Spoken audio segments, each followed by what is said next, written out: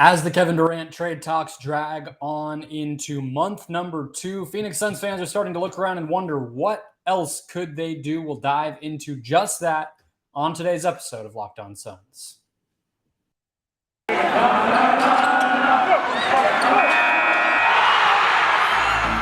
You are Locked On Suns, your daily Phoenix Suns podcast, part of the Locked On Podcast Network, your team every day.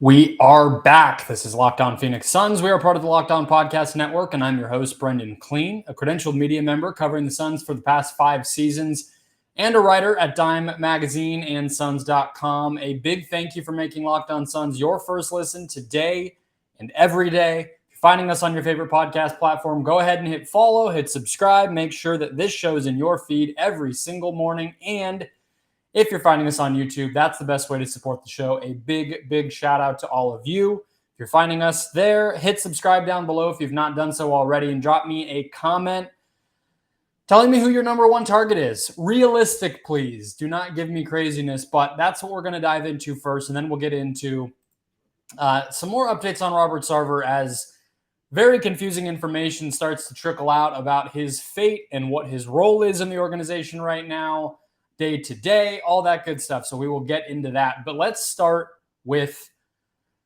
the juicy stuff, I suppose, the more exciting stuff, players the Suns could actually get. So I only have 4 or 5 ideas, and I think that speaks to how thin the market really is. And that's kind of why I wanted to talk about it. I'll get to the parameters and some of the things that are like rules going forward, but I think the priorities right now are pretty obvious to anybody who watched this team the past 2 years. Whether they get Kevin Durant or not, I kind of think that they're the same, because we know if Kevin Durant comes here, most likely going out would be Cam Johnson and or Mikal Bridges and maybe even Jay Crowder too. So the positional stuff would end up being fairly similar, I think. So the needs are going to be the same with or without KD if that trade does or does not happen. And here's what I think they are. So 1, more ball handling. You just need a better backup point guard option than Cameron Payne.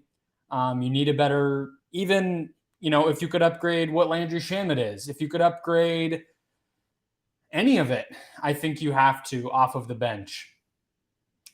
More size. I think that's always been the case. The Suns, I don't think that they needed to retain JaVale McGee at the price that he ended up going for. I don't think it's a problem to lose him, but they're going to have a backup center by committee. It looks like maybe Dario Saric ends up being healthy and can play the 4 for you, but that's going to be a hole.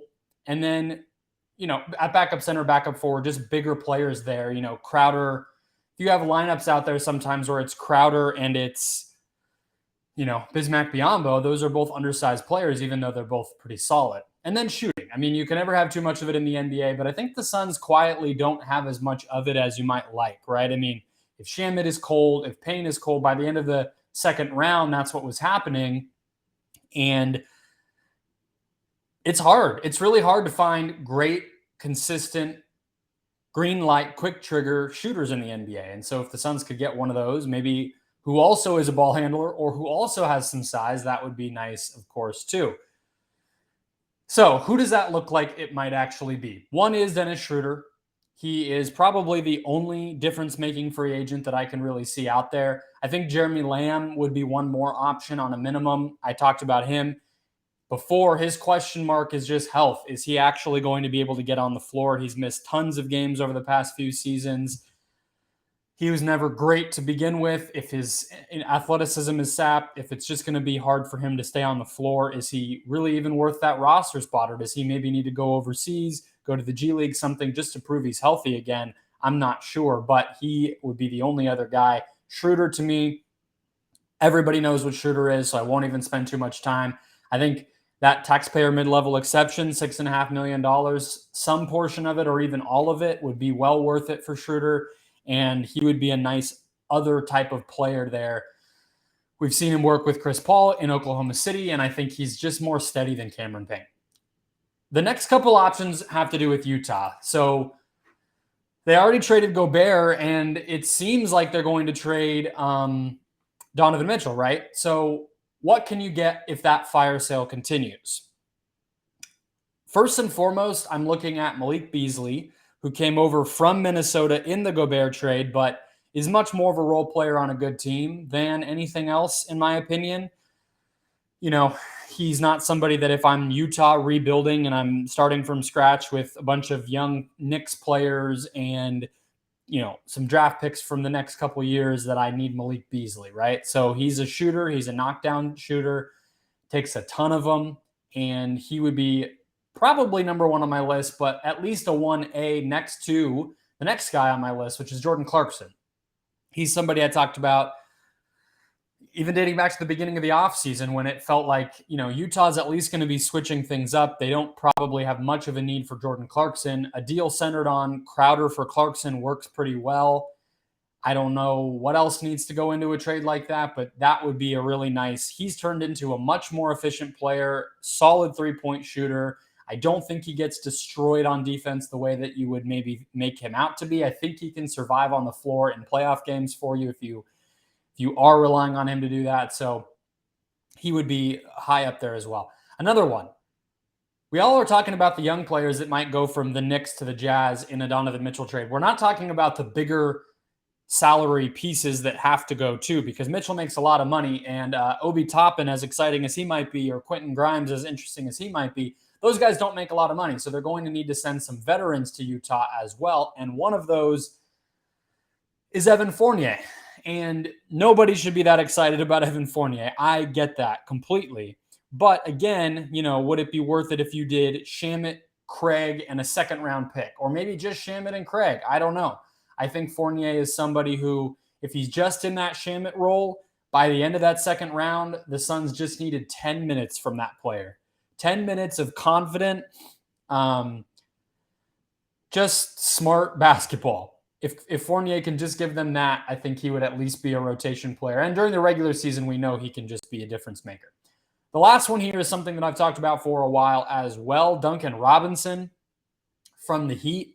I think if they eventually move on from the KD pursuit, if they move on from the Mitchell pursuit, Duncan Robinson's still somebody that I think that they want to move off of because they have their replacement already in Max Strus, developing another undrafted player behind Duncan Robinson after they just developed him.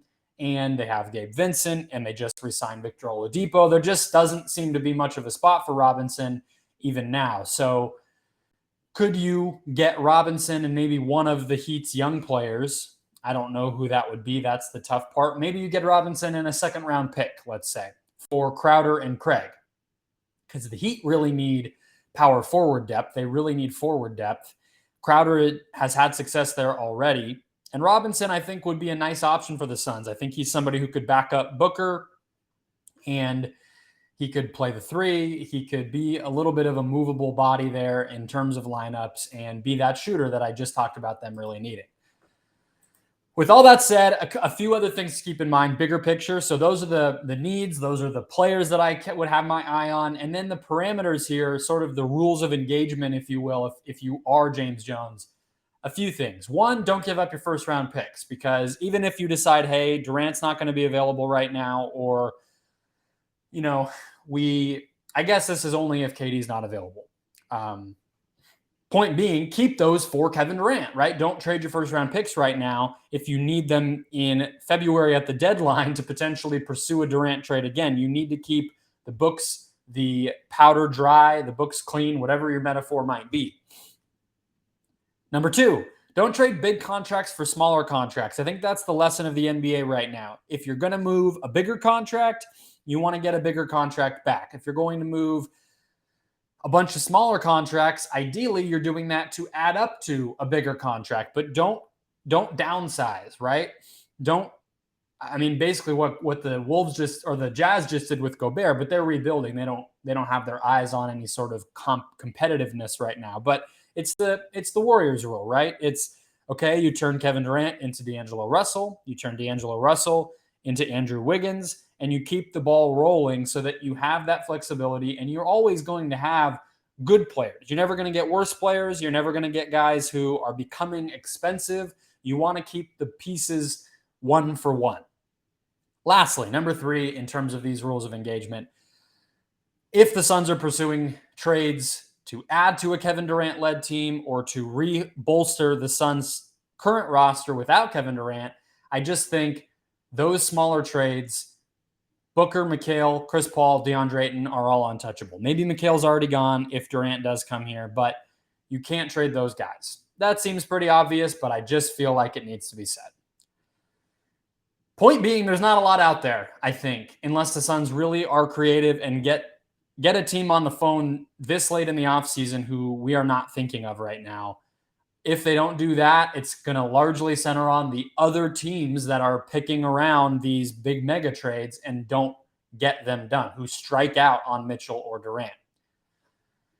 Let's sift through the latest on Robert Sarver coming up next, starting with an unlikely source.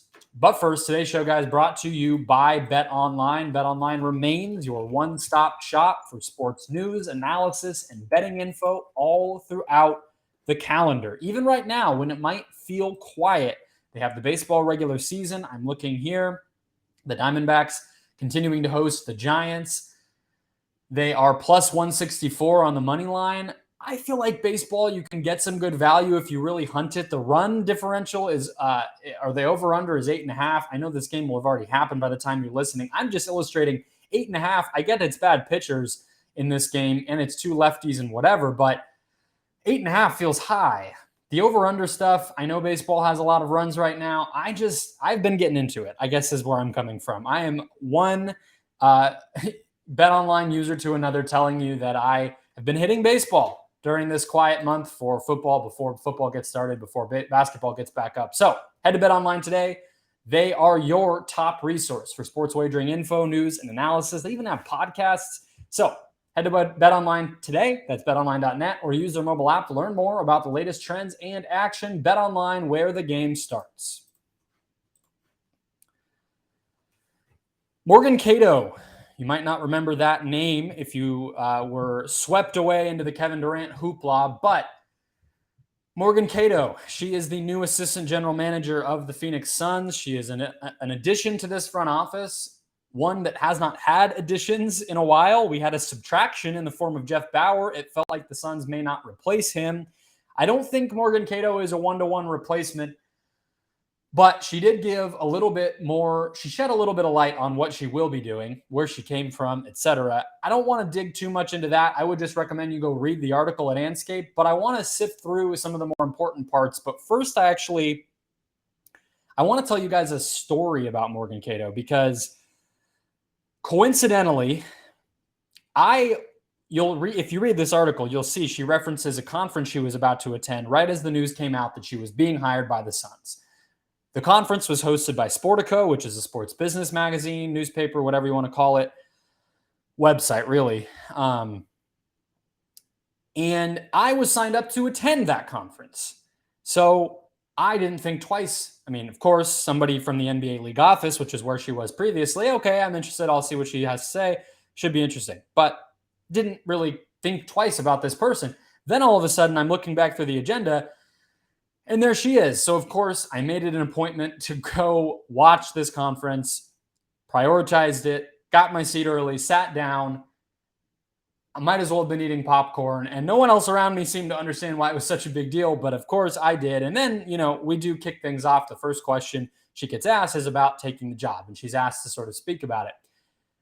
She gave a good answer. She's a very strong, charismatic, confident personality. I have no doubt that she is going to have an impact in Phoenix. We'll get to some of that in a second. But the point of this story is not what she said answering that question, or even the fact that I saw her at this conference. Midway through, maybe 15, 20 minutes of this hour-long panel, the lights go out.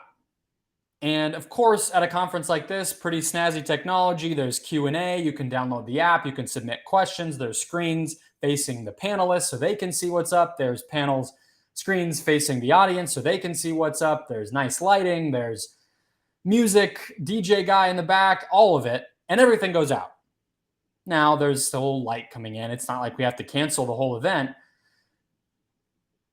With no hesitation, Morgan Cato turns the microphone off so that it doesn't blow, a fuse or something if it does come back. And she basically says something along the lines of like, now we're really talking. Now we can really be honest, right? And she proceeds to just be extremely blunt. She got a question from a younger person about holding space in an industry that is difficult, right? Morgan is not only a woman in the NBA and the men's basketball league, but she's also a Black woman and one of the first one to ever hold this position of assistant general manager, and one of the first in probably most of the roles that she's held in her career, right? And she just talks off the cuff for like 10 minutes, basically, and the lights pop back on, and it's like nothing ever happened. It's not so much what she said, but it's how she handled that moment. It's the way that she handled the question, the fact that she even came to the conference instead of shying away from, oh my gosh, now all the attention will be on me. I'm so nervous. I need to get out of this situation. I need to have Suns PR there, blah, blah, blah. None of that happened. And then the lights go out and she does not miss a beat. So with that all said, I wanted to read something from the Mark Spears story. Spears asked her, how did the situation with troubled Suns owner Robert Sarver weigh into your decision to join the franchise? Morgan's answer was, quote, I don't think it did. That's a genuine answer. That has nothing to do with me. I have no parts in that, and I have no opinion or insight to it. So what I'm privy to is a bachelor organization that wants to continue to do more, and I feel comfortable in their space to do more. So I'm happy to support it. Spears asked, have you met with Sarver? Morgan responded, quote, no, he has not been part of this discussion, these decisions. From what I understand, James runs his house. So from an oversight, Sarver is there, but James and Monty, they handle basketball. Sarver is not in the day-to-day operations. And I believe, from what I understand so far, he lets them do their work. It's just surprising, setting aside the investigation or any of the baggage that Sarver enters our current moment with. It's just a bizarre thing to hear about a franchise in general. I mean, it sometimes could be seen as a good thing, right? We hear a lot of like the Spurs or the Raptors, people who hire and empower smart basketball operations folks to run that whole side of the business, and they don't meddle. But we know Sarver meddles, so I guess it does include the baggage, right? And that's part of why it's bizarre. Because we know it's not the good part, necessarily. We know it's not just this benevolent spirit of Robert Sarver to give people the freedom to make that's not his reputation. He wouldn't be under investigation, I think, if he didn't meddle and have an outsized perception of himself to the extent that we know he does, right? So do I buy this? I guess. Do you buy this? Do we all buy this? It would be very strange for an owner to hire somebody to a front office without meeting extensively with them, right? I mean, this is somebody who we can assume is making 6-7 figures, who is going to have a pretty prominent role in what sounds like both the Suns and the Mercury. It also sort of runs opposite to what we've seen lately, right? Which is Sarver attending games, Sarver being around for new contract signings, photo ops, all that stuff. If you've seen the social media posts of Booker signing the Supermax or Ayton signing his new contract, Sarver is there. He's getting pictures taken. He's not hiding the fact that he's there. On the other hand, and that's why I wanted to start with this story, is Cato is incredibly strong-willed, confident. She's the type of person that you are around for a few minutes and you're just impressed. You're just gravitate toward her. She's one of those types of people. And I have no doubt she'll be impactful here. But I don't get the impression that a person like that would carry water for an owner that she has no prior relationship with just for the sake of making him look good or helping to steady the ship a little bit. I don't get the impression. I don't know what she would have to gain from doing that. She left a very comfortable job in the league office. She says in this interview that this opportunity came up a little bit unexpectedly. What about all of that would make her feel like she owes Robert Sarver some kind words to the media? So I'm inclined to believe her. I have no reason not to believe her. So what does that mean then, right? Because we're still pending the results of this investigation. We still don't know what the fate of Sarver will be, if the team will be fined, if somebody will lose some portion of their job responsibilities. We have no clue, right? So with all that said, what does this quote, what do these comments mean from Cato? I think one, Sarver's simultaneously kind of more present and less involved, if that makes any sense. And it doesn't. It does not make sense, but it seems to be true because we're seeing him more and yet we're seeing him sort of meddle less is what it seems like, right? Because he's not messing with this hire process. He's giving even something like giving his okay on the tax payment, right? Number two, what does this mean? Well, I think Jones coming off of an extension last year, it's clear to me that Jones is the most powerful person in this organization. Maybe that changes once the Suns get the penalties that they're going to get. Maybe the punishment comes and goes and Sarver goes right back to running things the way he always has. But right now, maybe because Sarver's trying to lay low a little bit in terms of his involvement, maybe just because Jones has finally given Sarver a general manager that he can trust consistently, right? Because that's been in short supply. The Colangelos had their own baggage. Steve Kerr was only here for a short time and tried the Shaq thing that didn't quite work. Then you had, I guess the best example would be Lon Babby, right? But this is an example, I guess, of Jones proving to Sarver that he can make this work. And then lastly, I think it goes without saying to a degree, but it should just be repeated.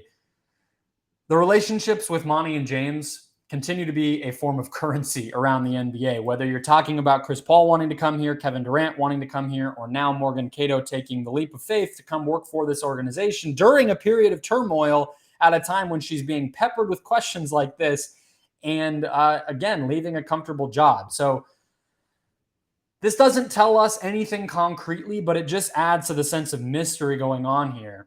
We also heard more on the Sarver front this week, and I'll tell you why the NBA deserves most of the blame for this all getting kind of ugly. First, let's take a quick break. So in addition to Morgan Cato giving an interview with Mark Spears of Anscape this week, we also got more of an update on Sarver by way of Howard Beck, who did what I could not do. I had reached out for this comment and did not get a response, but he was able to get a statement from the Reverend Al Sharpton, who runs the National Action Network. He's on MSNBC. We all know he's a very prominent political figure. If you don't remember, Sharpton had previously threatened to lead a march down Fifth Avenue toward the NBA's league offices themselves if the investigation into Sarver wasn't finished by the time of the National Action Network's conference in April. He didn't do that. I've brought it up on the show a couple times that he didn't do that. That's why I tried to get the statement. Now Howard Beck got it. So I'm going to read it.